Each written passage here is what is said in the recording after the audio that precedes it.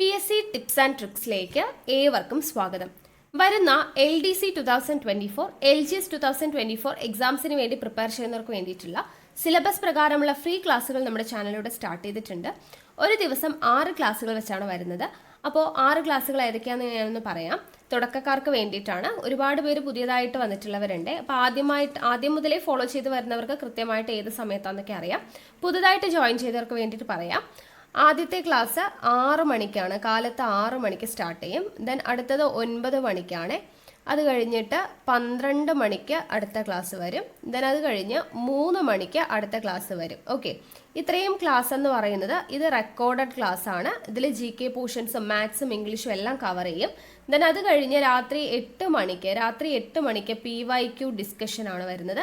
Then രാത്രി 10:30 expected CA current അഫയേഴ്സിൻ്റെ class ആണ്. ഇത് രണ്ടും നമുക്ക് ലൈവ് ക്ലാസ് ആണ് വരുന്നത്. അപ്പോൾ 2 ലൈവ് ക്ലാസ്സും 4 റെക്കോർഡഡ് ക്ലാസ്സും, ഇങ്ങനെ ടോട്ടൽ 6 ക്ലാസ് ആണ് നിങ്ങൾക്ക് ഒരു ദിവസം ലഭിക്കുന്നത്. അപ്പോൾ കൃത്യമായിട്ട് ഫോളോ ചെയ്യുക, നോട്ട്സ് തയ്യാറാക്കിയിട്ട് പഠിക്കുക. നമ്മുടെ ക്ലാസ് ഒക്കെ കണ്ടിട്ട് ഇഷ്ടമായിട്ടുണ്ട് എന്നുണ്ടെങ്കിൽ നിങ്ങളുടെ അഭിപ്രായം താഴെ കമൻ്റ് ആയിട്ട് അറിയിക്കാം. ഇഷ്ടപ്പെട്ടു എന്ന് അറിയിക്കാൻ വേണ്ടിയിട്ട് ഒന്ന് ലൈക്ക് ചെയ്യുക, മാക്സിമം ഫ്രണ്ട്സിന് ഷെയർ ചെയ്ത് കൊടുക്കുക. പിന്നെ ക്ലാസ് കേൾക്കാനിരിക്കുമ്പോൾ എപ്പോഴും നോട്ട്സ് തയ്യാറാക്കിയിട്ട് വേണം പഠിക്കാൻ വേണ്ടിയിട്ട്. നോട്ട്ബുക്ക് കയ്യിൽ വേണം, പഠിക്കുക, നോട്ട്സ് തയ്യാറാക്കുക. ഓക്കെ, പിന്നെ നമ്മുടെ ടെലഗ്രാം ചാനലിൽ മസ്റ്റ് ആയിട്ടും ജോയിൻ ചെയ്യണം. കാരണം നിങ്ങൾക്ക് ഓരോ ദിവസവും നൽകുന്ന ക്ലാസ്സുകൾ ഏതൊക്കെയാണെന്നുള്ളതിൻ്റെ ഇൻസ്ട്രക്ഷൻസും പഠിക്കാൻ വേണ്ടിയിട്ടുള്ളതിൻ്റെ PDF-ഉം കാര്യങ്ങളൊക്കെ നമ്മൾ ടെലഗ്രാം വഴിയാണ് കൊടുക്കുന്നത്. സോ ടെലഗ്രാമിൻ്റെ ലിങ്ക് ഞാൻ താഴെ ഡിസ്ക്രിപ്ഷൻ ബോക്സിൽ കൊടുത്തിട്ടുണ്ട്. ജോയിൻ ചെയ്യാത്തവരുണ്ടെങ്കിൽ ജോയിൻ ചെയ്യുക. ഓക്കെ, അപ്പോൾ നമുക്ക് ഇന്നത്തെ ക്ലാസ്സിലോട്ട് കടക്കാം. PSC ടിപ്സ് ആൻഡ് ട്രിക്സിലേക്ക് ഏവർക്കും സ്വാഗതം. ഇന്നത്തെ ഈ ക്ലാസ്സിലൂടെ നമ്മൾ നോക്കുന്നത് മലയാളത്തിൻ്റെ വളരെ പ്രധാനപ്പെട്ട ഒരു ക്ലാസ്സാണ്. PSC പരീക്ഷകളിൽ മലയാളത്തിൽ നിന്നുള്ള മുഴുവൻ മാർക്കും സ്കോർ ചെയ്യാനുള്ള ഏറ്റവും എഫക്റ്റീവ് ആയിട്ടുള്ള ഒരു മെത്തേഡാണ് മുൻവർഷ ചോദ്യങ്ങളും അനുബന്ധ വിവരങ്ങളും പഠിക്കുക എന്നുള്ളത്. അപ്പോൾ നമ്മൾ അങ്ങനെ ഒരുപാട് വീഡിയോസ് ചെയ്തിട്ടിട്ടുണ്ട്. ഇന്നത്തെ ഈ ക്ലാസ്സിൽ നമ്മൾ പഠിക്കാനായിട്ട് പോകുന്നത് PSC ഇപ്പോൾ അവസാനം നടത്തിയ കമ്പനി ബോർഡ് അസിസ്റ്റന്റ് പരീക്ഷയുടെ ചോദ്യങ്ങളും അനുബന്ധ വിവരങ്ങളുമാണ്. അപ്പോൾ ഈ ഒരൊറ്റ വീഡിയോയിലൂടെ 200-ലധികം ചോദ്യങ്ങളാണ് നിങ്ങൾ പഠിക്കാനായിട്ട് പോകുന്നത്. അപ്പോൾ വളരെയധികം ഇമ്പോർട്ടൻ്റ് ആയിട്ടുള്ള ഒരു വീഡിയോ ആണ്. മുഴുവനായിട്ട് കാണുക, നോട്ട്സ് തയ്യാറാക്കിയിട്ട് തന്നെ പഠിക്കുക. ആദ്യത്തെ ചോദ്യം, ശരിയായ പദം ഏത്? ശരിയായ പദമാണ് ചോദിച്ചിരിക്കുന്നത്. അഭിവാഞ്ച, അഭിവാഞ്ച, അഭിവാഞ്ച, അഭിവാഞ്ച. ഇതിൽ ശരിയായത് ഓപ്ഷൻ A ആണ്. അഭിവാഞ്ച എന്ന് വെച്ചാൽ ആഗ്രഹം, ആഗ്രഹം എന്ന അർത്ഥം വരുന്ന പദമാണ് അഭിവാഞ്ച. ഇനി 2022-23 ആയിട്ട് PSC പരീക്ഷകളിൽ സ്ഥിരമായിട്ട് ചോദിച്ചിട്ടുള്ള പദശുദ്ധിയുടെ ഭാഗത്ത് നിന്നുള്ള വേർഡ്സ് ഏതൊക്കെയാണെന്ന് നോക്കാം. ആദ്യത്തെ വാക്ക് കുട്ടിത്തം. കുട്ടിത്തം ഇത്തായാണ് ഇവിടെ തെറ്റിച്ചിട്ട് PSC ത്വം എന്നൊക്കെ കൊടുക്കും, കുട്ടിത്വം എന്ന് കൊടുക്കും. അത് തെറ്റാണ്. കുട്ടിത്തം ആണ് എന്നത് ഓർത്തിരിക്കുക. അടുത്തത് കാഠിന്യം. ഇവിടെ ഈ ഠ മാറ്റിയിട്ട് കാഠിന്യം, വേറെ ഡായൊക്കെ കൊടുക്കാറുണ്ട്, അത് തെറ്റാണ്. കാഠിന്യം, കഠിനം എന്നതിൻ്റെ ഠായാണ് കാഠിന്യം. നെക്സ്റ്റ് ക്രീഡ. ക്രീഡ, ഈ ഠായൊക്കെ ചിലപ്പോൾ എഴുതാറുണ്ട് കേട്ടോ, അപ്പോൾ അത് തെറ്റാണ്. ക്രീഡ, ക്രീഡയല്ല ക്രീഡ ആണ്, ക്രീഡ. അതുപോലെ പീഡനം ആണ് കേട്ടോ, ചിലപ്പോൾ പീഡനത്തിന് ഈ ഢ കൊടുക്കാറുണ്ട്, പീഡനം ഇങ്ങനെ എഴുതാറുണ്ട്, അത് തെറ്റാണ്. പീഡനം ആണ് കറക്റ്റ് ആയിട്ടുള്ളത്.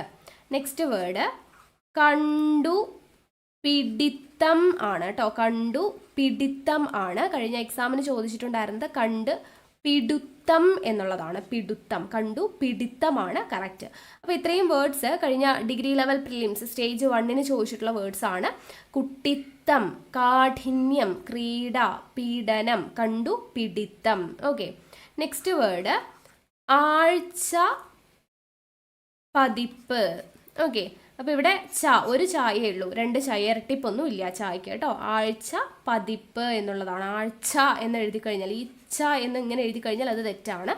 ആഴ്ച പതിപ്പ് എന്നുള്ളതാണ് കറക്റ്റ് ആയിട്ടുള്ള വേർഡ്. ഇത് LDC വാട്ടർ അതോറിറ്റി എക്സാമിന് ചോദിച്ചിട്ടുള്ളതാണ് കേട്ടോ. അടുത്തത് ഘണ്ടാകാരം. ഘണ്ടാകാരം ആണ് കേട്ടോ, ഘണ്ടാകാരം എന്ന് പറഞ്ഞു കഴിഞ്ഞാൽ മണിമാളിക എന്നാണ് അർത്ഥം. ഘണ്ടാകാരം എന്ന് വെച്ചാൽ എന്താണ്? മണിമാളിക. ഖണ്ഡം, ഖണ്ഡം, ഖണ്ഡ എന്ന് പറഞ്ഞു കഴിഞ്ഞാൽ തിളങ്ങുന്ന, അകാരം എന്ന് പറഞ്ഞു കഴിഞ്ഞാൽ വീട്, തിളങ്ങുന്ന വീട് എന്ന അർത്ഥത്തിലാണ് മണിമാളിക, ഖണ്ഡാകാരം എന്ന് പറയുന്നത്. ഇത് എന്താണ്, കഴിഞ്ഞ ഡിഗ്രി ലെവൽ പ്രിലിംസ് സ്റ്റേജ് 2-ൽ ചോദിച്ചൊരു ക്വസ്റ്റ്യൻ ആണ്. ഖണ്ഡാകാരം ഇമ്പോർട്ടൻ്റ് ആണ് കേട്ടോ. ഈ ഉണ്ടായൊക്കെ മാറ്റിയിട്ടാണ് ഓപ്ഷനിൽ ഇങ്ങനത്തെ ഇണ്ടായൊക്കെ തന്നിട്ടുണ്ടായിരുന്നു, അത് തെറ്റാണ്. ഇതാണ് കറക്റ്റ് ആയിട്ടുള്ള ചെണ്ടയുടെ ഉണ്ടായാണ് ഘണ്ടാകാരം. അടുത്തത് ദീർഘകന്ധരം. ദീർഘകന്ധരം ആണ് കേട്ടോ, ദീർഘകന്ധരം ആണ്. നെക്സ്റ്റ് ദീർഘകന്ധരവും ചോദിച്ചത് കേട്ടോ, ഡിഗ്രി ലെവൽ മീൻസ് സബ് ഇൻസ്പെക്ടറിന്റെ പരീക്ഷയ്ക്ക് ചോദിച്ചതാണ് ദീർഘകന്ധരം. അതുപോലെ നിശബ്ദത. നിശബ്ദത എങ്ങനെ എഴുതാ? രണ്ട് ഷായാണ് കേട്ടോ, നിശബ്ദതായാണ്, ശബ്ദത്തിന്റെ ദായാണ് ഷ എന്നുള്ളത്, രണ്ട് ഷായുണ്ട്, നിശബ്ദത. നെക്സ്റ്റ് സ്വയം രക്ഷ. സ്വയം രക്ഷ എന്നും പറയും, അതുപോലെ സ്വരക്ഷ എന്നും പറയും, രണ്ടും ശരിയാണ് കേട്ടോ. സ്വരക്ഷ എന്നും പറയും, സ്വയം രക്ഷ എന്നും പറയും, രണ്ടും ശരിയാണ്. സ്വയം രക്ഷ, സ്വരക്ഷ എന്നും പറയാറുണ്ട്. അതുപോലെ തന്നെ വരുന്ന മറ്റൊരു വേർഡാണ്, ഇതും കഴിഞ്ഞ എക്സാമിന് ചോദിച്ചിട്ടുള്ളതാണ്, സ്വപരിശ്രമം. സ്വപരിശ്രമം എന്നും പറയും, സ്വയം പരിശ്രമം എന്നും പറയും. ഓക്കെ, ഇത് രണ്ടും ഇമ്പോർട്ടൻ്റ് ആണ്. സ്വയം രക്ഷ, സ്വരക്ഷ രണ്ടും ശരിയാണ്. സ്വപരിശ്രമം, സ്വയം പരിശ്രമം അതും രണ്ടും ശരിയായിട്ടുള്ളതാണ്. നെക്സ്റ്റ് വേർഡാണ് അസ്തമയം. അസ്തമയം, അസ്തമയം. പരീക്ഷയ്ക്ക് അസ്തമനം എന്ന് കൊടുക്കും, അത് തെറ്റാ. അസ്തമയം ആണ് കറക്റ്റ് ആയിട്ടുള്ളത്, അസ്തമയം. നെക്സ്റ്റ് വേർഡ് അനാച്ഛാദനം. അനാച്ഛാദനം, ഈ ചായാണ് കേട്ടോ, അച്ഛൻ്റെ ചായാണ് അനാച്ഛാദനം. ഇതേപോലെ ഈ ചാ വരുന്ന മറ്റു വേർഡ്സ് ആണ് ഏതൊക്കെ? യാദൃച്ഛികം, ഈ ചായാണ് യാദൃച്ഛികം, അവിടെ നമുക്ക് യാദൃശ്ചികം എന്ന് കൊടുക്കാം. ഓക്കെ, അനാച്ഛാദനം എന്ന് കൊടുക്കാം, അതൊക്കെ തെറ്റാണ്. ഈ ചായാണ് വരുന്നത്, അച്ഛൻ്റെ ചായാണ് യാദൃച്ഛികം, അനാച്ഛാദനം ഇതിലൊക്കെ വരുന്നത്. നെക്സ്റ്റ് വേർഡാണ് സാമൂഹ്യ. സാമൂഹ്യ, സാമൂഹ്യം എന്ന് PSC പരീക്ഷകൾ കൊടുക്കാറുണ്ട്, അത് തെറ്റാണ്. സാമൂഹ്യ ആണ് കറക്റ്റ് ആയിട്ടുള്ള വേർഡ്. അതുപോലെ അസ്ഥികൂടം. അസ്ഥികൂടം ആണ് കേട്ടോ, ഇവിടെ അസ്ഥിയാണ്, അസ്ഥികൂടം. ചിലവ്. ചിലവ് എന്ന് എഴുതാറുണ്ട് PSC പരീക്ഷകളിൽ, അത് തെറ്റാണ്. ചെലവാണ്, ചെലവ്. ചെലവ്, ചിലവാണോ ചെലവാണോ എന്നുള്ളത് എല്ലാവരുടെയും കൺഫ്യൂഷനാണ്. ചെലവാണ് കേട്ടോ, ചെലവ്. അപ്പം നമ്മൾ വീട്ടിലൊക്കെ നന്നായിട്ട് ചെലവ് ചെയ്യുന്നത് എപ്പോഴാണ്? ആരെങ്കിലുമൊക്കെ അവിടെ ചെല്ലുമ്പോഴാണെന്ന് ഓർത്താൽ മതി. അപ്പം ചെല്ലുക, ചെല്ലുക എന്നുള്ളതിൻ്റെ ചേയാണ്, ചെല്ലുമ്പോഴാണ് ചെലവ് ചെയ്യുന്നത് എന്നുള്ള രീതിയിൽ ജസ്റ്റ് ഓർത്താൽ മതി. അപ്പം ചെലവ്, ചെലവാണ്, ചിലവല്ല. ഓക്കെ, അടുത്തത് സർവസ്വം. സർവ, രണ്ട് വായുണ്ട് കേട്ടോ, സർവസ്വം എന്നാണ് കറക്റ്റ് ആയിട്ടുള്ള വേർഡ്, സർവസ്വം. നായിക. നായകി എന്നൊക്കെ തരും, അത് തെറ്റാ. നായിക എന്നാണ് പറയുക, നായിക. ഓക്കെ, നായിക. അടുത്തത് രാപ്പകൽ. രാപ്പകൽ, പായ്ക്ക് അവിടെ ഇരട്ടിപ്പ് ഇല്ല, രാപ്പകൽ. ഓക്കെ, നെക്സ്റ്റ് യൗവനം. യൗവനം, അപ്പം ഇവിടെ യൗവനത്തിന് ഇങ്ങനെ എഴുതും PSC, അത് രണ്ട് വായിട്ടിട്ടൊക്കെ കൊടുക്കും, അത് തെറ്റാണ്. യൗവനം, നമ്മളിത് ജസ്റ്റ് കോഡ് വെച്ച് പഠിച്ചിട്ടുണ്ടായിരുന്നു. വനത്തിലോട്ടൊക്കെ അല്ലേ, യോ, അതായത് യൂത്തൊക്കെ വനത്തിലോട്ട് ട്രിപ്പ് പോണ കാര്യമൊക്കെ ആലോചിക്കാൻ പറഞ്ഞിട്ടുണ്ടായിരുന്നു. അപ്പോൾ വനമാണ്, അല്ലാണ്ട് രണ്ട് വായൊന്നും അവിടെ ഇല്ല, യൗവനം ആണ്. നെക്സ്റ്റ് മനഃശുദ്ധി. മന ഇങ്ങനെ രണ്ട് ഡോട്ട് ഇട്ടിട്ട് ഇങ്ങനെ ശുദ്ധി, ഇതും എഴുതാറുണ്ട്. അതല്ലാതെ മനഃശുദ്ധി രണ്ട് ഷായിട്ടിട്ട് ഇങ്ങനെയും, രണ്ടും ശരിയാണ് കേട്ടോ, മനഃശുദ്ധി രണ്ടും ശരിയായിട്ടുള്ള വേർഡാണ്. ഓക്കെ, അപ്പം ഇത്രയും വേർഡ്സ് ഒന്ന് പഠിച്ചിരിക്കുക കേട്ടോ. അടുത്ത ചോദ്യം നോക്കാം. സാധനങ്ങൾ വിൽക്കുന്ന ആൾ. സാധനങ്ങൾ വിൽക്കുന്ന ആളെ എന്താണ് പറയുന്നത്? ഓപ്ഷൻ സി ആണ് വിക്രേതാവ്. വിക്രേതാവാണ് സാധനങ്ങൾ വിൽക്കുന്ന ആൾ എന്ന് പറയുന്നത്. അപ്പോൾ ഇവിടെ കൺഫ്യൂഷൻ, ക്രേതാവ് അല്ലേ. അപ്പോൾ ക്രയം എന്ന് വെച്ചാൽ എന്താണ്? ക്രയം. ക്രയം എന്ന് പറഞ്ഞു കഴിഞ്ഞാൽ വാങ്ങുക എന്നതാണ് അർത്ഥം. ക്രയം എന്താണ്? വാങ്ങുക. വിക്രയം എന്ന് പറഞ്ഞു കഴിഞ്ഞാൽ വിൽക്കുക എന്നതാണ് അർത്ഥം. ക്രയം വാങ്ങുക, വിക്രയം എന്ന് പറഞ്ഞാൽ വിൽക്കുക എന്നുള്ളതാണ്. അപ്പം ക്രേതാവ് ആരാണ്? ക്രേതാവ് എന്ന് പറഞ്ഞു കഴിഞ്ഞാൽ വാങ്ങുന്ന ആളെയാണ് ക്രേതാവ് എന്ന് പറയുന്നത്. വാങ്ങുന്ന ആളാണ് ക്രേതാവ്. ഓക്കെ, അപ്പോൾ ആദ്യത്തെ ഓപ്ഷൻ ക്രേതാവ്, വാങ്ങുന്ന ആളാണ്. നെക്സ്റ്റ് ദാതാവ് ആരാണ്? ദാതാവ് എന്ന് വെച്ചാൽ ദാനം ചെയ്യുന്ന ആളാണ് ദാതാവ്. എന്തും ദാനം ചെയ്യുന്ന ആളെയാണ് നമ്മൾ ദാതാവ് എന്ന് പറയുന്നത്. നെക്സ്റ്റ് ഓപ്ഷൻ, നമ്മൾ വിക്രേതാവ് പറഞ്ഞു, സാധനങ്ങൾ വിൽക്കുന്ന ആൾ. സവിതാവ് ആരാ? സവിതാവ് എന്ന് പറഞ്ഞു കഴിഞ്ഞാൽ സൂര്യൻ ആണ്. സൂര്യനെയാണ് സവിതാവ് എന്ന് പറയുന്നത്. സവിതാവ് എന്ന് പറഞ്ഞു കഴിഞ്ഞാൽ സൂര്യനാണ്. ഓക്കെ, അപ്പോൾ നമുക്ക് കുറച്ച് ഒറ്റപ്പദങ്ങൾ നോക്കാം. ചെയ്യാനുള്ള ആഗ്രഹം, ചെയ്യാനുള്ള ആഗ്രഹത്തെ പറയുന്നതാണ് ചികീർഷ. ചികീർഷ എന്ന് പറഞ്ഞു കഴിഞ്ഞാൽ ചെയ്യാനുള്ള ആഗ്രഹം. ഇനി കുടിക്കാനുള്ള ആഗ്രഹത്തെ എന്താ പറയുക? പിപാസ. കുടിക്കാനുള്ള ആഗ്രഹമാണ് പിപാസ. വിജയിക്കുവാനുള്ള ആഗ്രഹമാണ് വിജികീർഷ. വിജികീർഷ, വിജയിക്കുവാനുള്ള ആഗ്രഹം. അറിയാനുള്ള ആഗ്രഹത്തെ എന്താണ് പറയുക? ജിജ്ഞാസ. ജിജ്ഞാസയാണ് അറിയുവാനുള്ള ആഗ്രഹം. നെക്സ്റ്റ്, സഹോദരിയുടെ ഭർത്താവ്. സഹോദരിയുടെ ഭർത്താവ് അറിയപ്പെടുന്നതാണ് സ്യാലൻ. സ്യാലൻ ആണ് സഹോദരിയുടെ ഭർത്താവ്. മകളുടെ ഭർത്താവ് അറിയപ്പെടുന്നതാണ് ജാമാതാവ്. ജാമാതാവ് എന്ന് പറഞ്ഞു കഴിഞ്ഞാൽ മകളുടെ ഭർത്താവ്. വ്യാകരണം അറിയുന്നവൻ ആരാണ്? വ്യാകരണം അറിയുന്നവൻ വൈയാകരണൻ. വൈയാകരണൻ ആണ് വ്യാകരണം അറിയുന്നവൻ, വൈയാകരണൻ. പറയുന്ന ആൾ, പറയുന്ന ആളിനെയാണ് നമ്മൾ വക്താവ് എന്ന് പറയുന്നത്. വക്താവ്, പറയുന്ന ആൾ, വക്താവ്. കേൾക്കുന്നയാളെ എന്താ പറയുക? ശ്രോതാവ്. ശ്രോതാവാണ് കേൾക്കുന്ന ആളെന്ന് പറയുന്നത്. ഓക്കെ, അപ്പോൾ ചെയ്യാനുള്ള ആഗ്രഹം ചികീർഷ, കുടിക്കാനുള്ള ആഗ്രഹം പിപാസ, വിജയിക്കുവാനുള്ള ആഗ്രഹം വിജികീർഷ, അറിയുവാനുള്ള ആഗ്രഹം ജിജ്ഞാസ, സഹോദരിയുടെ ഭർത്താവ് സ്യാലൻ, മകളുടെ ഭർത്താവ് ജാമാതാവ്, വ്യാകരണം അറിയുന്നവൻ വൈയാകരണൻ, പറയുന്ന ആൾ വക്താവ്, കേൾക്കുന്ന ആൾ ശ്രോതാവ്. ഓക്കെ, ഇത്രയും വേർഡ്സ് പഠിച്ചിരിക്കാം. അടുത്ത ചോദ്യം, കുതിര എന്ന പദത്തിന്റെ പര്യായമല്ലാത്തത്, അല്ലാത്തതാണ് ചോദിച്ചിരിക്കുന്നത്. ഉത്തരം ഓപ്ഷൻ ഡി ആണ്. അസിതം ആണ് കുതിരയുടെ പര്യായം അല്ലാത്തത്. ബാക്കിയെല്ലാം ഘോടകം, വാജി, തുരകം ഇതെല്ലാം എന്താണ്? കുതിരയാണ്. കുതിര. കുതിരയുടെ മറ്റ് പര്യായങ്ങളാണ് അശ്വം. അശ്വം എന്ന് വെച്ചാൽ കുതിരയാണ്. ഹയം, ഹയം എന്ന് വെച്ചാൽ കുതിരയാണ്. ഘോടകം, വാജി, തുരകം ഇതെല്ലാം എന്താണ്? കുതിര എന്നതിൻ്റെ പര്യായ പദമാണ്. അപ്പൊ അസിതം എന്താണ്? അസിതം എന്ന് വെച്ചാൽ കറുപ്പ് എന്നതാണ് അർത്ഥം. കറുപ്പ്, കറുപ്പ് എന്നതാണ് അസിതം എന്ന വാക്കിന്റെ അർത്ഥം, കറുപ്പ്. ഓക്കെ, അപ്പൊ നമുക്ക് കുറച്ച് ഇമ്പോർട്ടൻ്റ് ആയിട്ടുള്ള പര്യായ പദങ്ങൾ നോക്കാം. PSC റിപ്പീറ്റ് ചെയ്ത് ചോദിക്കുന്നത്.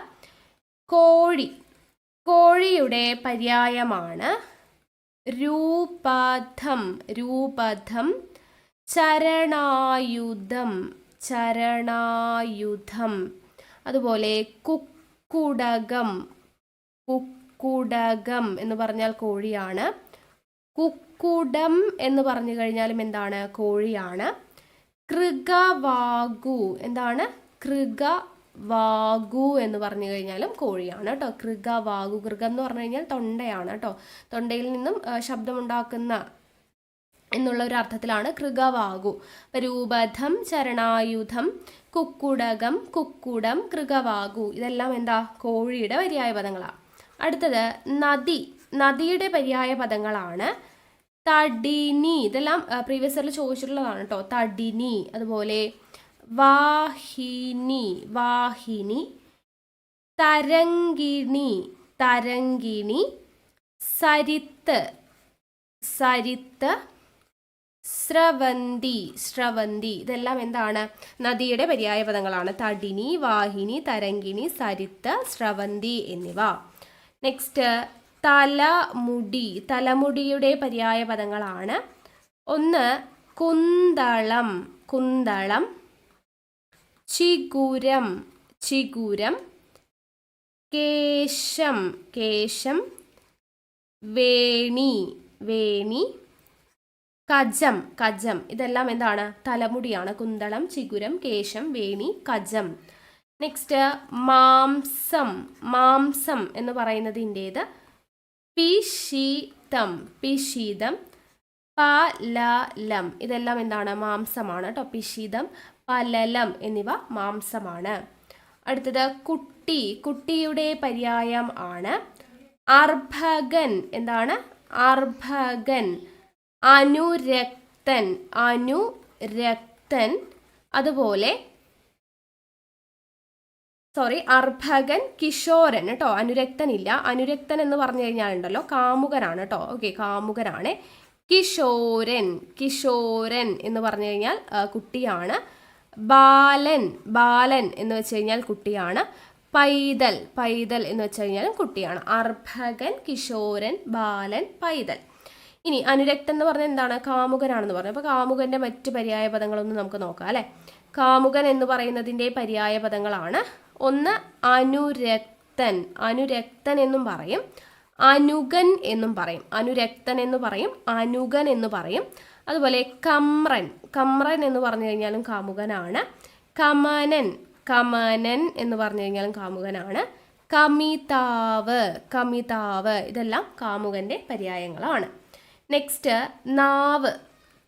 നാവ് എന്നതിൻ്റെ പര്യായമാണ് ജിഹ്വ. ജിഹ്വ. അതുപോലെ രസന. രസന. രസജ്ഞ.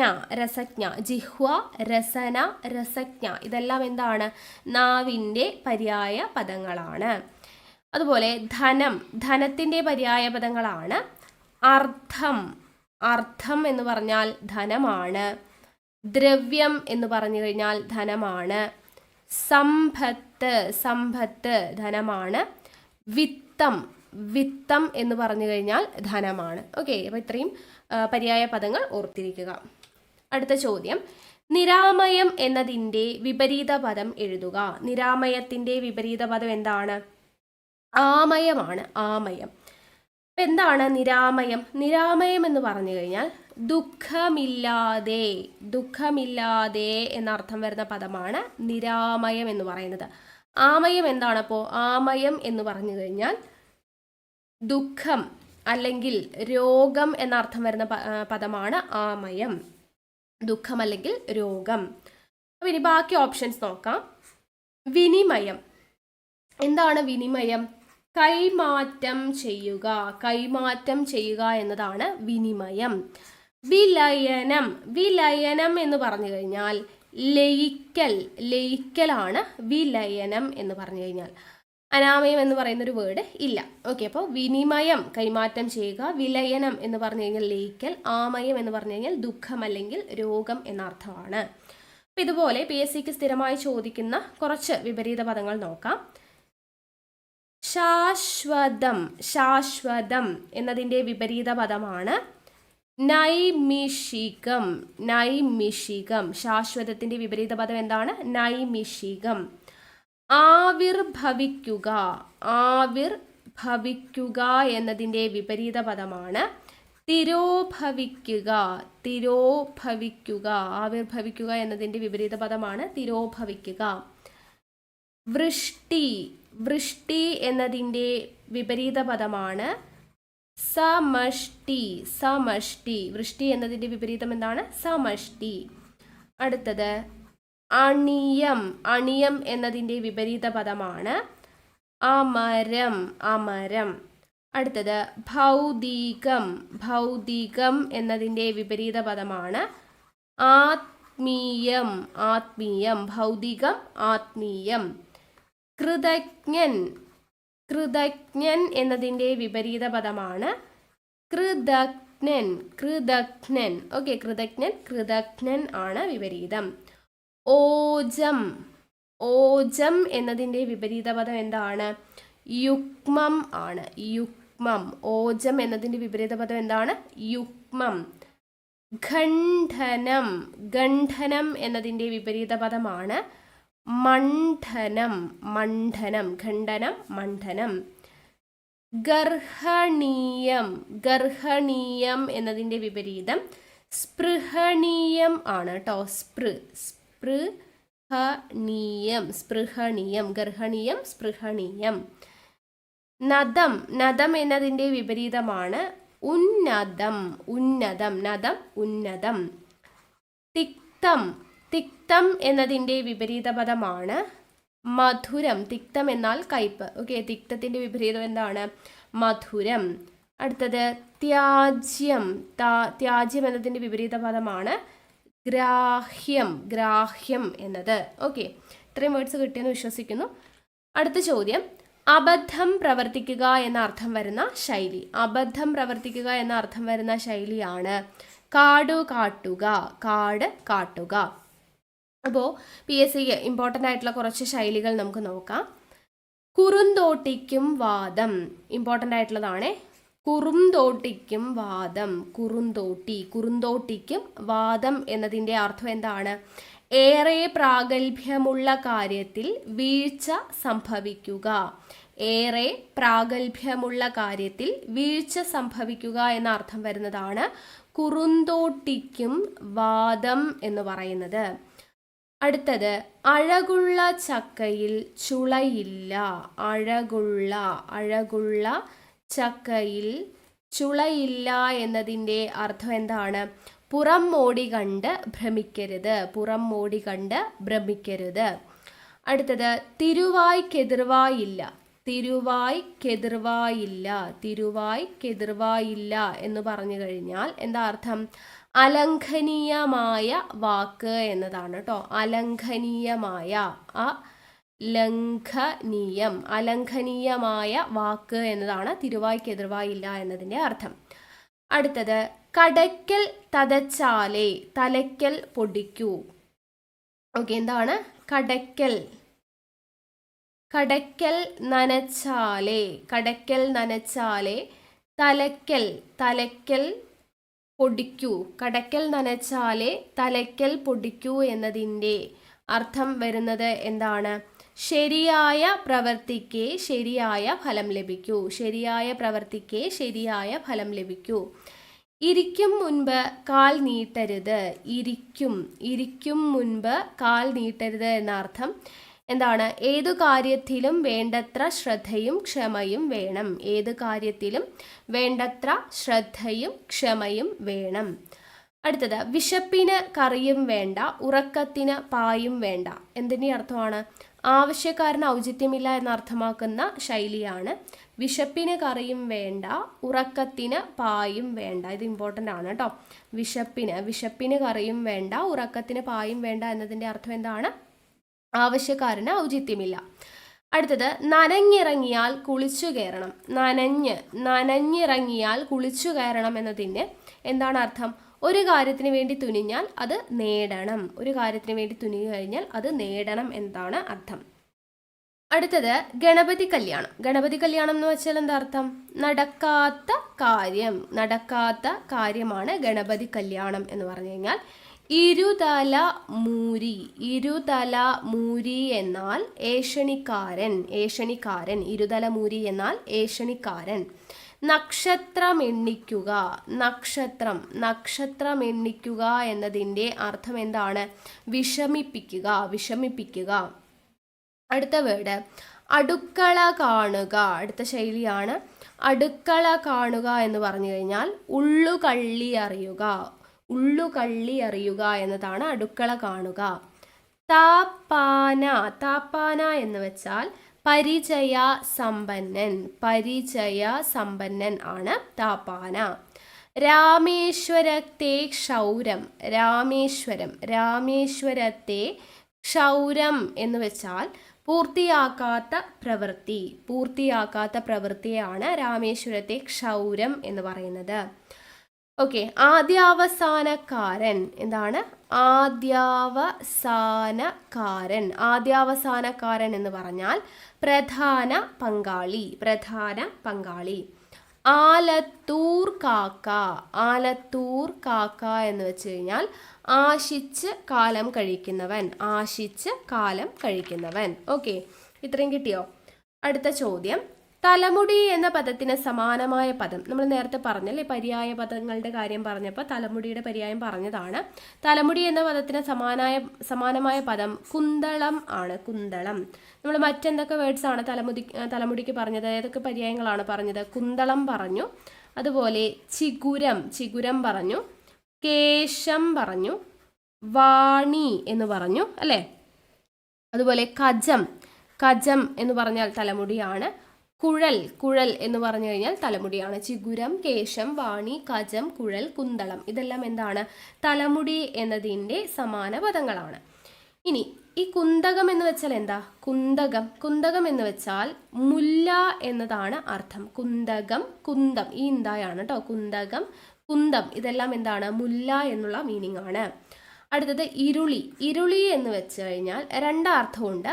ഒന്ന് പന്നി, പന്നിയെ ഇരുളി എന്ന് പറയുന്ന ഒരർത്ഥമുണ്ട്.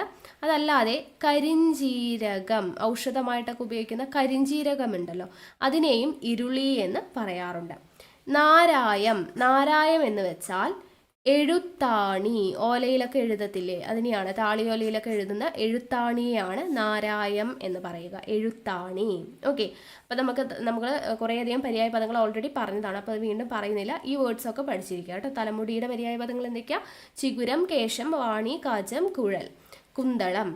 കുന്തകം എന്ന് വെച്ചാൽ എന്താണ്? മുല്ലയാണ്. ഇരുളി എന്ന് വെച്ച് കഴിഞ്ഞാൽ പന്നി എന്നൊരർത്ഥമുണ്ട്. കരിഞ്ജീരകം എന്നൊരർത്ഥമുണ്ട്. നാരായം എന്ന് വെച്ച് കഴിഞ്ഞാൽ എഴുത്താണി എന്ന അർത്ഥമാണ്. ഓക്കെ, അടുത്ത ചോദ്യം ചേർത്തെഴുതുക. നെല് അധികം മണി. നെല് അധികം മണി ചേർത്തെഴുതുമ്പോൾ നമുക്ക് കിട്ടുന്നത് ഓപ്ഷൻ സി ആണ്, നെന്മണിയാണ്. നെന്മണി. അപ്പോൾ ഈ ചേർത്തെഴുത്തിൽ ഇവിടെ വരുന്ന സന്ധി ഏതാണ്? ആദേശ സന്ധിയാണ്. ആദേശ സന്ധിയാണ് ഇവിടെ വരുന്നത്. അപ്പോൾ എന്താണ് ആദേശ സന്ധി എന്ന് നമുക്ക് നോക്കാം.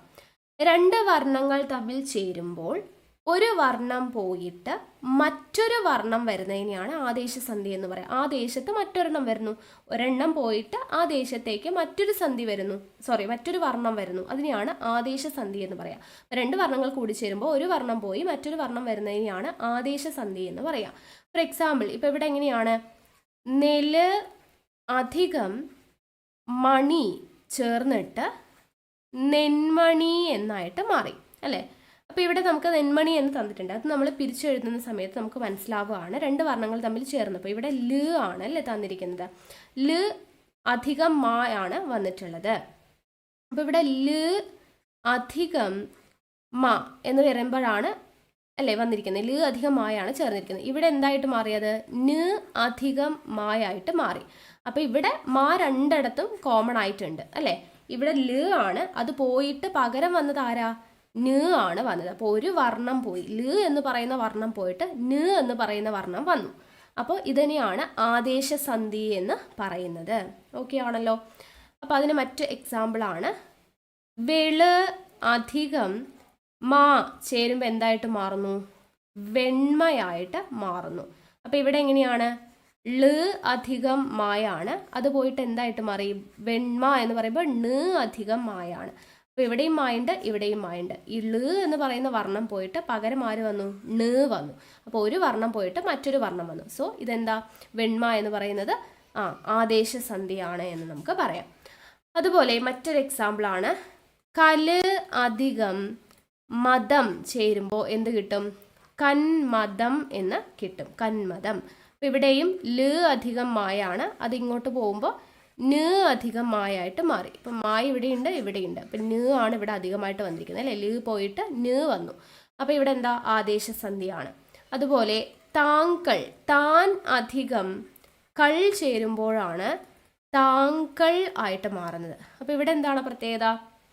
ഇവിടെ ന് അധികം കായാണ് വരുന്നത് അല്ലേ. ന് അധികം കാ അധികം ആയാണ് ഇനി ഇവിടെ വരുന്നത്. ഇനി ഇത് ഇങ്ങോട്ട് പോകുമ്പോൾ എന്താ സംഭവിക്കുന്നത്? ഇവിടെ ങ്ക എന്ന് പറയുമ്പോൾ ങ് അധികം ക്ക് അധികം ആയാണ് ഇങ്ക എന്ന് പറയുന്നത് അല്ലേ. ഇവിടെ വരുന്നത് ന് അധികം ക അധികം ആയാണ് വരുന്നത്. അതായത് ക എന്ന് വെച്ചാൽ എന്താണ്? ക്ക് അല്ലേ. ക്ക് അധികം ആയാണ് ക.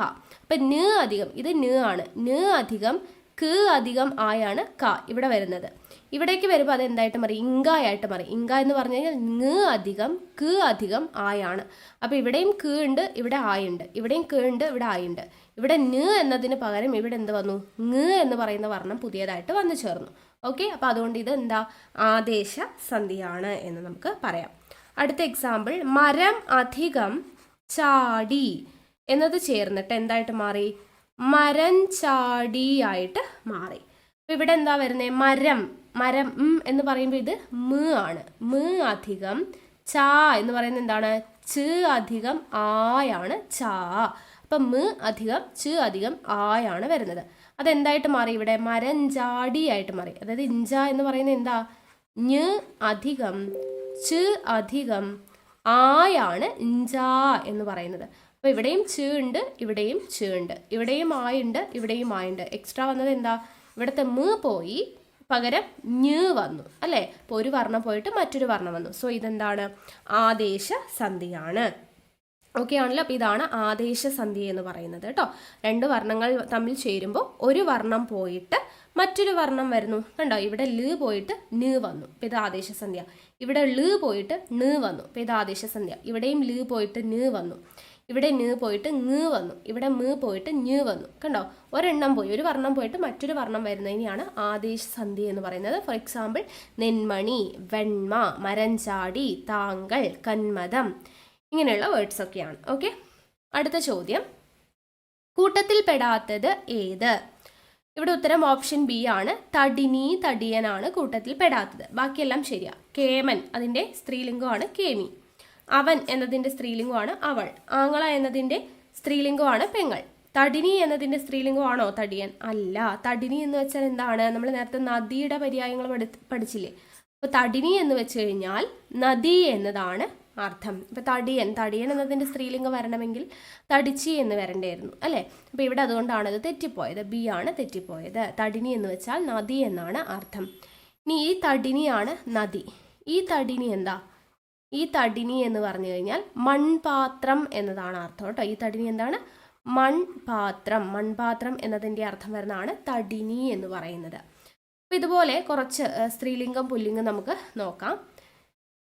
ഗായകൻ, ഗായകൻ എന്നതിൻ്റെ സ്ത്രീലിംഗമാണ് ഗായകി. ഗായകി ആണ് കേട്ടോ, ഗായിക അല്ല, ഗായകി ആണ്. ഗായകൻ, ഗായകി. അതുപോലെ വരുന്ന കുറച്ച് വേർഡ്സ് ആണ്. യാചകൻ, യാചകി ആണ്. യാചിക എന്ന് പറയില്ല, യാചകി. അതുപോലെ ഘാതകൻ, ഘാതകൻ എന്നതിൻ്റെ ഘാതകി ആണ്, ഘാതിക എന്ന് പറയത്തില്ല. ഓക്കെ, ഗായകൻ, ഗായകി, യാചകൻ, യാചകി, ഘാതകൻ, ഘാതകി. അതുപോലെ വരുന്നതാണ് യാത്രികൻ, യാത്രികൻ, യാത്രികി, യാത്രികി, യാത്രികൻ, യാത്രികി, യാത്രിക എന്ന് പറയില്ല, യാത്രികി. അടുത്തത് കാമുകൻ, കാമുകൻ, കാമുകി. ഓക്കെ, കാമുകി. അടുത്തത് കമിതാവ്, കമിതാവ് എന്നതിൻ്റെ സ്ത്രീലിംഗം കമിത്രി ആണ്. കമിത്രി, കമിതാവ്, കമിത്രി. യാത്രി, യാത്രി എന്നതിൻ്റെ സ്ത്രീലിംഗം എന്താ? യാത്രിനി, യാത്രിനി, യാത്രി, യാത്രിനി. അടുത്തത് ഗൃഹികൻ, ഗൃഹികൻ എന്നതിൻ്റെ സ്ത്രീലിംഗം ഗൃഹിണി, ഗൃഹിണി ആണ്. അടുത്തത് ലേഖകൻ, ലേഖകൻ. ഇവിടെ ഘാതകൻ, ഘാതകി, യാചകൻ, യാചകി, ഗായകൻ, ഗായകി, യാത്രികൻ, യാത്രികി എന്ന് നമ്മൾ പഠിച്ചു. എന്നാൽ ഇവിടെ ലേഖകൻ, ലേഖകി എന്ന് പറയാൻ പറ്റുമോ? ഇല്ല. ലേഖികയാണ്, ലേഖിക. അതുപോലെ വരുന്ന കുറച്ച് വേർഡ്സ് ആണ്. രക്ഷകൻ, എന്താ വരുന്നേ? രക്ഷിക, രക്ഷിക. സേവകൻ, സേവകി എന്നൊന്നും വരില്ല, സേവിക, സേവിക. ഓക്കെ. നായകൻ, നായകൻ എന്താണ് വരുന്നത്? നായിക, നായകി എന്ന് വരില്ല, നായികയാണ് വരിക. നായിക, നായ, നായി എന്നുള്ള രീതിയിൽ ഓർക്കുക. നായകൻ, നായിക, സേവകൻ, സേവിക, രക്ഷകൻ, രക്ഷിക, ലേഖകൻ, ലേഖിക എന്നുള്ളതാണ് വരുന്നത്. നെക്സ്റ്റ് കർത്താവ്, കർത്താവ്. ഇവിടെ കമിതാവ്, കമിത്രി എന്ന് പറയില്ലേ, അതുപോലെ കർത്താവ് കർത്തൃ ആണ് കേട്ടോ, കർത്തൃ. വിദ്വാൻ, വിദ്വാൻ എന്നതിൻ്റെ സ്ത്രീലിംഗം വിദുഷി ആണ്. വിദുഷി, വിദ്വാൻ, വിദുഷി. ജാമാതാവ്, ജാമാതാവ് എന്നതിൻ്റെ സ്ത്രീലിംഗമാണ് സ്നുഷ. എന്താണ്? സ്നുഷ. മോഷ്ടാവ്, മോഷ്ടാവ് എന്നതിൻ്റെ സ്ത്രീലിംഗം എന്താ? മോഷ്ടി, മോഷ്ടിയാണ്. മോഷ്ടാവ്. പ്രഭു, പ്രഭു എന്നതിൻ്റെ സ്ത്രീലിംഗം പ്രഭ്വി ആണ്, പ്രഭ്വി. ഓക്കെ, പ്രഭു, പ്രഭ്വി. ജനയിതാവ്, ജനയിതാവ് എന്നതിൻ്റെ സ്ത്രീലിംഗം ജനയിത്രി, ജനയിത്രി ആണ്. മാതുലൻ, മാതുലൻ എന്നതിൻ്റെ സ്ത്രീലിംഗം മാതുലാനി, മാതുലാനി, മാതുലൻ, മാതുലാനി. ഓക്കെ, അപ്പോൾ ഇത്രയും വേർഡ്സ് പഠിച്ചിരിക്കുക. അടുത്ത ചോദ്യം, 8000 എന്ന പദം പിരിച്ചെഴുതുക. 8000, 8000 എന്ന പദം പിരിച്ചെഴുതുമ്പോൾ കിട്ടുന്നത് ഓപ്ഷൻ എ ആണ്, എണ്ണധികം 1000, എണ്ണധികം 1000. ഇത് എന്ത് സന്ധിയാണ്? ദ്വിത്വ സന്ധിയാണ്, ദ്വിത്വ സന്ധിയാണ് ഇത്. അപ്പോൾ ഇതെന്താണ് ദ്വിത്വ സന്ധി എന്ന് വെച്ച് കഴിഞ്ഞാൽ, രണ്ട് വർണ്ണങ്ങൾ ചേരുമ്പോൾ ഒരു വർണ്ണം ഇരട്ടിക്കുന്നു. ദ്യു എന്ന് പറയുമ്പോൾ തന്നെ നമുക്ക് രണ്ട് എന്നുമായിട്ട് കണക്ട് ചെയ്യാലോ. അപ്പോൾ ഇരട്ടിക്കുകയാണ് ചെയ്യുന്നത്. ഓക്കെ, രണ്ട് വർണ്ണങ്ങൾ ചേരുമ്പോൾ ഒരു വർണ്ണം എന്ത് ചെയ്യുന്നു? ഇരട്ടിക്കുന്നു. അപ്പോൾ ഇവിടെ ഫോർ എക്സാമ്പിൾ ഇപ്പോൾ നമുക്ക് എടുത്ത വേർഡ് തന്നെ നോക്കാം. എൺ അധികം 1000 ചേർന്നപ്പോൾ എന്തായിട്ട് മാറി? 8000 ആയിട്ട് മാറി. അപ്പോൾ ഇവിടെ എന്താ സംഭവിച്ചേ? ഇവിടെ ണ് അധികം അല്ലേ, ണ് അധികം ആണ്, അതെന്തായിട്ട് മാറി? 8000. അതായത് ണ എന്ന് പറയുമ്പോൾ ണ് അധികം ആയാണ് 8000. അപ്പോൾ ഇവിടെ ണ് അധികം ആ പോയിട്ട് ണ് അധികം ആയായി. അപ്പോൾ ഈ ണ് എന്ന് പറയുന്നത് ഇവിടെ 2 തവണ, അതായത് ഇരട്ടിച്ചു അല്ലേ. അപ്പോൾ അതുകൊണ്ടാണ് ഇത് ദ്വിത്വ സന്ധി ആയത്. അതുപോലെ മറ്റു വേർഡ്സ് നോക്കുക. ആ അധികം കഥ ആണ്, അക്കഥ, അക്കഥ. അപ്പോൾ ഇവിടെ എന്താ സംഭവിച്ചേ? ഇവിടെ ആ അധികം ക്ക് എന്ന് പറയുന്ന ശബ്ദം ക്ക് അധികം ആയാണ് അല്ലേ. ഇവിടെ ക എന്ന് പറയുന്നത് ക്ക് അധികം ആയാണ്. അതിങ്ങോട്ട് വരുമ്പോൾ എന്തായിട്ട് മാറി? ഖായായിട്ട് മാറി. അതായത് ക്ക് അധികം ആയായിട്ട് മാറി. അപ്പോൾ ഇവിടെ ക്ക് അധികം ആ പോയിട്ട് ഇവിടെ എന്തായിട്ട് മാറി? ക്ക് അധികം ആ. അതായത് ക്ക് എന്ന് പറയുന്ന വർണ്ണം ഇരട്ടിച്ചു. അപ്പോൾ ഇത് ദ്വിത്വസന്ധിയാണ്. മറ്റൊരു എക്സാമ്പിൾ, തല അധികം കെട്ട് സമം തലക്കെട്ട് എന്നുള്ളതാണ്. അപ്പോൾ ഇവിടെ എന്താ സംഭവിച്ചേ? ഇവിടെ കെ ആണ്. കെ എന്ന് പറഞ്ഞു കഴിഞ്ഞാൽ ക്ക് അധികം എ ആണ് കെ. അതിങ്ങോട്ട് വന്നപ്പോൾ ഖേ ആയിട്ട് മാറി. അതായത് ക്ക് അധികം എ ആണ് കെ എന്ന് പറയുന്നത്. അതായത് ക്ക് എന്ന് പറയുന്ന വർണ്ണം ഇവിടെ എന്ത് സംഭവിച്ചു? ഇരട്ടിച്ചു. അപ്പോൾ ഇതെന്താ? ദ്വിത്വസന്ധിയാണ്. മനസ്സിലായോ? അതുപോലെ തന്നെ ചേറ് അധികം ഇൽ ചേരുമ്പോൾ ചേറ്റിൽ എന്നായിട്ട് മാറും. അതായത് ഇവിടെ റ് അധികം ഇ ആണ് അല്ലേ. റ് അധികം ഇ എന്ന് പറയുന്നത് ഇങ്ങോട്ട് പോയപ്പോൾ എന്തായിട്ട് മാറി? ടി ആയിട്ട് മാറി. അതായത് റ് അധികം ഇ ആണ് ടി ആയിട്ട് മാറിയത്. അപ്പോൾ ഇവിടെ റ് എന്ന് പറയുന്ന വർണ്ണം ഇവിടെ എന്തായിട്ട് മാറി? ഇരട്ടിച്ചു. ഓക്കെ, അപ്പോൾ ഇത് ദ്വിത്വസന്ധിയാണ്. അതുപോലെ തന്നെ വിൻ അധികം ആറ് ചേർന്നിട്ട് എന്തായി? വിണ്ണാറ് എന്ന് വരും. അപ്പോൾ ഇവിടെ എന്താ? ണ് അധികം ആ എന്ന് പറയുന്നത് ഇങ്ങോട്ട് പോകുമ്പോൾ ണ് അധികം ഇണ്ണ വേണ്ടേ. അപ്പോൾ വീണ്ടും ഒരു ണ് അധികം ആയിട്ട് മാറി. അപ്പോൾ ഇവിടെ എന്താണ്? ണ് എന്ന് പറയുന്നത് ഇവിടെ ഇരട്ടിച്ചു. അപ്പോൾ അതെന്താ? ദ്വിത്വസന്ധിയാണ്. ഓക്കെ, അപ്പോൾ ഇതാണ് ദ്വിത്വസന്ധി എന്ന് പറയുന്നത്. രണ്ട് വർണ്ണങ്ങൾ ചേരുമ്പോൾ ഒരു വർണ്ണം എന്ത് ചെയ്യും? ഇരട്ടിപ്പ് വരും. അതിനെയാണ് ദ്വിത്വസന്ധി. ഇനി ദ്വിത്വസന്ധിയിൽ തന്നെ ഇരട്ടിപ്പ് വരാത്ത കേസുണ്ട്. അതിന് എക്സാമ്പിൾ പറയുവാണെങ്കിൽ നോക്കുക. അടിപിടി. അടിപിടി എന്നതിനെ നമ്മൾ പിരിച്ചെഴുതി കഴിഞ്ഞാൽ അടി അധികം പിടി തന്നെയാണ്. അപ്പോൾ ഇവിടെ അടിയും പിടിയും കൂടെ ചേർന്ന് അടിപിടി ഉണ്ടായി. ഇവിടെ ഇരട്ടിപ്പൊന്നും വന്നില്ല. ഇതും എന്താണ്? ദ്വിത്വസന്ധി തന്നെയാണ്. അപ്പോൾ എന്തുകൊണ്ടാണ് അവിടെ ഇരട്ടിപ്പ് വരാതിരുന്നത്? ഇവിടെ അടിപിടി എന്ന് പറയുമ്പോൾ രണ്ടിനും ഒരുപോലെ പ്രാധാന്യം വരുന്നതാണ് അല്ലേ. ഒരുപോലെ പ്രാധാന്യം പൂർവ്വപദത്തിനും ഉത്തരപദത്തിനും പിരിച്ചെഴുതുമ്പോൾ പൂർവ്വപദത്തിനും ഉത്തരപദത്തിനും ഒരുപോലെ പ്രാധാന്യം വരുന്നതായതുകൊണ്ട് ഇവിടെ എന്താണ്? അവിടെ നമുക്ക് ഇരട്ടിപ്പ് വരേണ്ട ആവശ്യമില്ല. അപ്പോൾ അടിപിടി. അതുപോലെ തന്നെയാണ് കടകോൽ. കട അധികം കോൽ എന്ന് പറയുന്നതാണ് കടകോൽ. ഇവിടെ പിരിച്ചെഴുതിയപ്പോഴും കടകോൽ, ഇവിടെയും കടകോൽ എന്ന് തന്നെയാണ്. ഇവിടെ ഇരട്ടിപ്പൊന്നും വന്നിട്ടില്ല. കടക്കോൽ എന്നൊന്നും പറയില്ല, കടകോൽ എന്ന് തന്നെ പറയത്തുള്ളൂ. അപ്പോൾ ഇവിടെ രണ്ടും എന്താണ്? ഇവിടെ കടകോൽ. ഇതെന്തുകൊണ്ടാണെന്നറിയോ ഇവിടെ ഇരട്ടിപ്പ് വരാതിരുന്നത്? ഈ കട എന്ന് പറയുന്നത് ക്രിയാധാതുവാണ്. പൂർവപദം ക്രിയാധാതുവാണ്. അതായത് കടയുക എന്നതിൻ്റെ ക്രിയാധാതുവാണ് കട എന്ന് പറയുന്നത്. അതിൽ നിന്നും ഉണ്ടായതാണ്. അപ്പോൾ പൂർവപദം ക്രിയാധാതു ആയതുകൊണ്ട് തന്നെ ഇവിടെയും ഇരട്ടിപ്പ് വരില്ല. ഓക്കെ, അപ്പോൾ ഇതും ദ്വിത്വസന്ധിയാണ്, കടകോൽ എന്ന് പറയുന്നത്. അതുപോലെ രാമകൃഷ്ണന്മാർ, രാമ അധികം കൃഷ്ണന്മാർ ചേരുമ്പോൾ എന്തായിട്ട് മാറും? രാമകൃഷ്ണന്മാർ എന്നായിട്ട് മാറും. രാമകൃഷ്ണന്മാർ. അപ്പോൾ ഇവിടെ രാമനും കൃഷ്ണനും അല്ലേ തുല്യമായിട്ടുള്ള പ്രാധാന്യമുണ്ട്. സോ ഇതാണ്, ഇവിടെയും ഇരട്ടിപ്പ് വരത്തില്ല. അപ്പോൾ ഇതും എന്താ? ദ്വിത്വസന്ധിയാണ്. കൈകാൽ എന്ന് പറയുമ്പോൾ എന്താണ്? കൈ അധികം കാൽ ചേരുമ്പോഴാണ് കൈ കാൽ എന്നായിട്ട് മാറുന്നത്. അവിടെയും നമുക്ക് ഇരട്ടിപ്പ് വരുന്നില്ല. കൈക്കാൽ എന്ന് പറയുമോ? ഇല്ല, കൈകാൽ എന്നേ പറയുള്ളൂ. കൈക്കും പ്രാധാന്യമുണ്ട്, കാലിനും പ്രാധാന്യമുണ്ട്. സോ എന്താണ്? അവിടെയും ഇരട്ടിപ്പ് വരുന്നില്ല. ഇതും ദ്വിത്വസന്ധിയാണ് എന്നത് ഓർത്തിരിക്കുക. ഓക്കെ, ഇനി ഇവിടെ നമ്മൾ ആ അധികം കാലം എന്തായിട്ട് മാറും? അക്കാലം എന്നായിട്ട് മാറും. ഇവിടെ ഇരട്ടിപ്പ് വന്നു. ഇത് ദ്വിത്വസന്ധിയാണ്. എന്നാൽ ആ അധികം കാലം ആണെങ്കിലോ ആ കാലം എന്നേ വരത്തുള്ളൂ. അപ്പോൾ ഈ ആ, ഈ, എ എന്നിവ ഇത് ഹ്രസ്വമായിട്ടുള്ളതാണ് അല്ലേ. അപ്പോൾ ഇതിൻ്റെ കൂടെയാണ് ഇക്കായും ഇതൊക്കെ വരുന്നത്. ഇപ്പോൾ ആ അധികം കാലമാണെങ്കിൽ അത് അക്കാലം, ഈ അധികം കാലമാണെങ്കിൽ ഇക്കാലം എന്ന് പറയും. എന്നാൽ അത് തന്നെ ദീർഘിപ്പിച്ചിട്ടുള്ളതാണെങ്കിൽ ആ അധികം കാലമാണെങ്കിൽ ആ കാലം, അവിടെ ദീർഘം വരില്ല. ഇതും ദ്വിത്വസന്ധിയാണ്, പക്ഷെ അവിടെ ദീർഘം അല്ല, ഇരട്ടിപ്പ് വരത്തില്ല.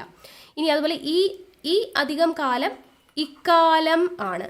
എന്നാൽ ഈ അധികം കാലം എന്ന് എഴുതി കഴിഞ്ഞാൽ അതെന്താണ്? ഈ കാലം എന്നേ പറയത്തുള്ളൂ. അവിടെ ഇരട്ടിപ്പ് വരത്തില്ല. ഇതും ദ്വിത്വസന്ധിയാണ്. അപ്പോൾ ആ, ഈ, എ എന്നിവയുടെ കൂടെയാണ് ഈ എന്താണ് നമ്മുടെ വ്യഞ്ജനാക്ഷരങ്ങൾ വരുന്നതെങ്കിൽ അവിടെ ഇരട്ടിപ്പ് വരത്തില്ല. എന്നാൽ ആ, ഈ, എ എന്നീ ഹ്രസ്വമായിട്ടുള്ള അക്ഷരങ്ങളോടൊപ്പം വന്നു കഴിഞ്ഞാൽ അതെന്ത് സംഭവിക്കും? അവിടെ ഇരട്ടിപ്പ് വരും. ആ അധികം കാലം അക്കാലം, ഈ അധികം കാലം ഇക്കാലം. കണ്ടോ? ഇവിടെ പക്ഷെ ആ അധികം കാലം വരുമ്പോൾ ആ കാലം എന്നേ വരത്തുള്ളൂ. അവിടെ ഇരട്ടിപ്പ് വരത്തില്ല. രണ്ടും ദ്വിത്വസന്ധിയിൽ തന്നെയാണ് വരുന്നത്.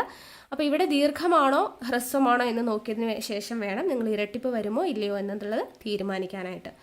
ഓക്കെ ആണല്ലോ? അപ്പോൾ ഇത്രയാണ് ദ്വിത്വസന്ധിയുടെ ഭാഗത്ത് നമുക്ക് പറയാനുള്ളത്.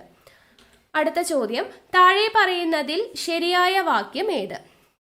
ഇവിടെ ശരിയായിട്ടുള്ള വാക്യം ഓപ്ഷൻ ഡി ആണ്. എന്തുകൊണ്ടാണ്? ഇവിടെ നോക്കുക, ഇത് കുട്ടികൾക്കും കൂടി അറിയാം. ഇതിൻ്റെ ആവശ്യം ഇവിടെ ഇല്ല. ഇത് കുട്ടികൾക്കും അറിയാമെന്ന് പറഞ്ഞാൽ മതി. അപ്പോൾ തന്നെ നമുക്കത് മനസ്സിലായി എന്താണ് സംഭവമെന്ന്. പിന്നെ അവിടെ ഒരു കൂടിയുടെ ആവശ്യമുണ്ടോ? ഇല്ല. അപ്പോൾ അതുകൊണ്ടാണ് അത് തെറ്റിപ്പോയത്. ഇതിനെ പറയുന്നത് സമുച്ചയദോഷം കൊണ്ടുണ്ടാവുന്നതാണ്. ഓക്കെ, ഈ വാക്യശുദ്ധി എങ്ങനെയാണ്? സമുച്ചയദോഷം കൊണ്ടാണ് ഉണ്ടാക്കുന്നത്.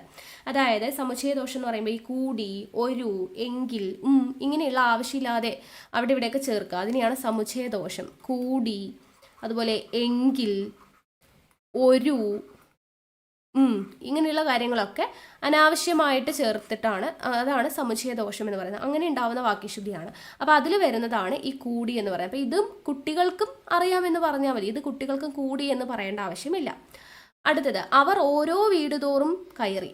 ഓരോ തോറും, അവർ ഓരോ വീടും കയറി എന്ന് പറയാം, അല്ലെങ്കിൽ വീട് തോറും, അവർ വീട് തോറും കയറി എന്ന് പറയാം. ഓരോ വീട് തോറും എന്ന് പറയണ്ട. രണ്ടിനും ഒരേ മീനിങ് ആണ്. രണ്ടും കൂടെ ഒരു സെൻറ്റൻസിൽ ആവശ്യമില്ല. ഏതെങ്കിലും ഒന്ന് മതി. ഇനി ഏതാണ്ട് 15ഓളം പുസ്തകം വാങ്ങി.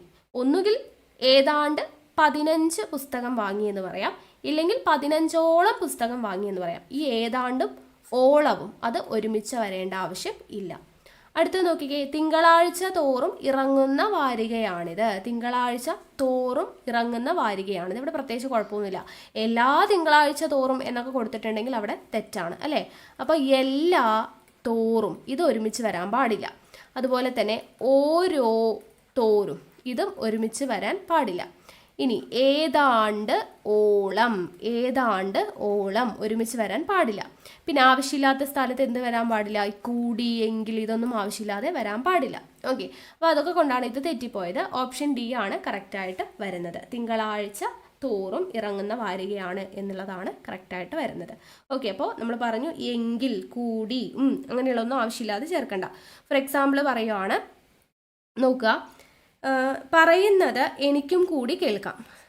പറയുന്നത്